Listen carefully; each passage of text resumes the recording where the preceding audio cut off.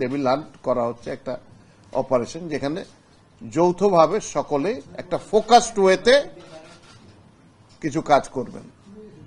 সে কাজের মধ্যে মূলত যে সমস্ত পকেট অফ রেমিনেন্টস থেকে দেশে স্টেবল অবস্থাকে আনস্টেবল করার চেষ্টা করা হচ্ছে, সেটাকে আমরা নিউট্রালাইজ করব এবং এর জন্য আইনানুগ পন্থায় যে ব্যবস্থা নেওয়া দরকার সেগুলো নেব আমরা ইনশাআল্লাহ। সেটার জন্য সকল বাহিনীকে প্রস্তুত করা হয়েছে, ব্রিফিং করা হয়েছে এবং তার কাজও চলমান রয়েছে। আমরা আজকেও করেছি এবং এটা চলতে থাকবে। আইন প্রয়োগের ক্ষেত্রে আগে যে আকারে আইন প্রয়োগ করা হতো, আমরা তো ওই পথে হাঁটতে পারবো না। আমাদেরকে আইনের স্পিরিট নিয়ে কাজটা করতে হবে।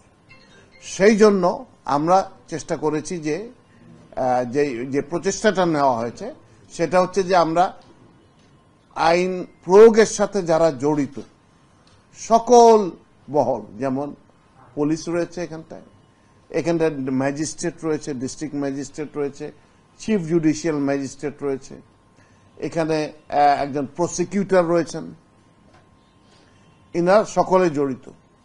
তো ইনাদের সকলের সাথে আমরা বসবো, একত্রে সবাই বসবো যে কিভাবে আমরা সুষ্ঠুভাবে আইনটা প্রয়োগ করতে পারি দেশে, উইথ স্পেশাল রেফারেন্স টু মানবাধিকার এবং পরিবেশ। মানবাধিকার কেন? এই মানবাধিকারের কারণে আমাদের এই আন্দোলনটা হয়েছিল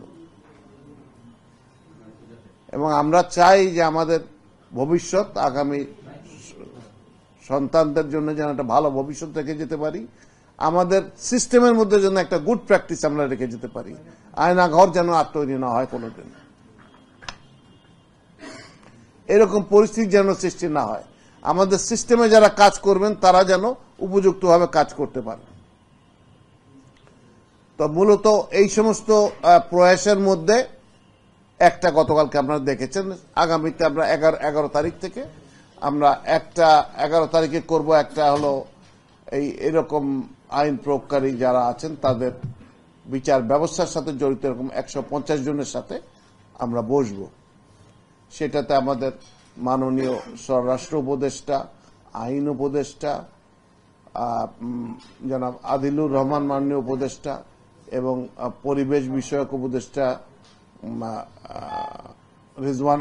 ম্যাডাম রেজওয়ানা হাসান, ওনারা থাকবেন, অ্যাটর্নি জেনারেল মহোদয় থাকবেন, পুলিশের আইজিপি থাকবেন, আমি থাকব এবং আমরা আরো যারা বিজ্ঞজনেরা আছেন তাদের সবাইকে নিয়ে এগুলো দিনব্যাপী কর্মশালা করছি, যাতে আমাদের কাজগুলো আর একটু যৌথভাবে সুন্দরভাবে যায়। প্রথমটা ঢাকা মেট্রোপলিটন এরিয়া আর গাজীপুর মেট্রোপলিটন এরিয়া নিয়ে করছি আমরা।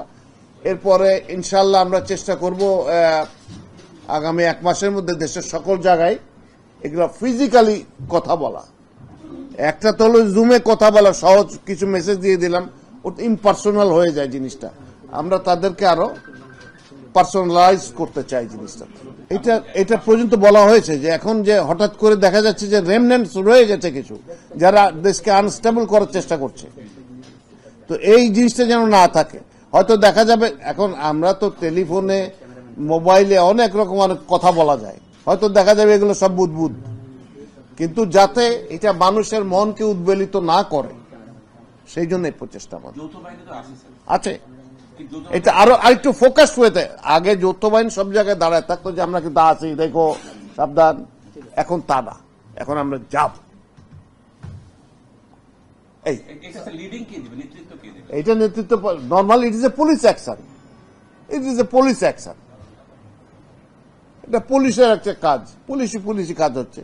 আর্মি যে হেল্প করছে in aid of civil power, magistracy power, that হচ্ছে পুলিশ অ্যাকশন। যে সমস্ত দেশে বিপ্লব হয়েছে সেখানে ওই পরাজিত শক্তিকে কেউ রাখে নাই। আমরা অতটা অমানবিক হতে পারিনি সরকার। আমরা এদেরকে রিফর্ম করাতে আমরা কিছু রিয়ালাইজ করি যে কিছু লোক কোয়ারশনের কারণে করেছে, ভয়ে করেছে, বিভিন্নভাবে করেছে। কিছু যারা ডাইহার্ড ছিল তারা পালিয়ে গেছে, তাদের বিরুদ্ধে অ্যাকশন হচ্ছে। কিন্তু এইটা অবস্থা, একটা মনোবল ভেঙে গেছে একটা বাহিনীর।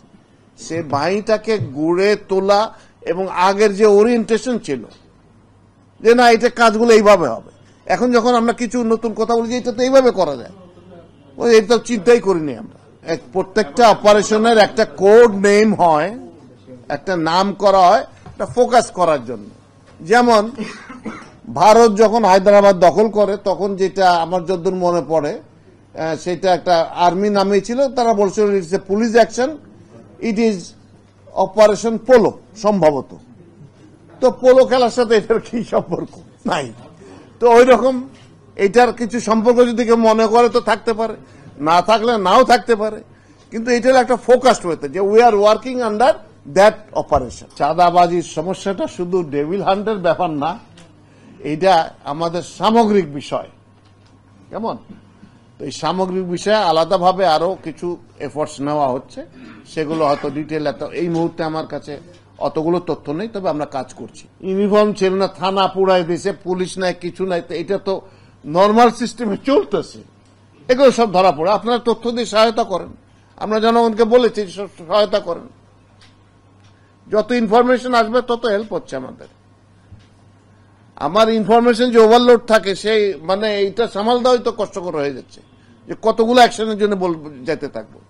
তা আমরা চেষ্টা করছি, আপনারা সহায়তা করবেন ইনশাল্লাহ। তথ্য দিয়ে আপনারা অনেক কিছু জানেন ফিল্ডে, যেটা হয়তো আমরা জানি না, আমাদের কানপত্র ডাইরেক্টলি আসে না, বিভিন্ন ইয়েতে আসে, সেগুলো যদি সহায়তা করবেন আমরা চেষ্টা করবো ইনশাল্লাহ।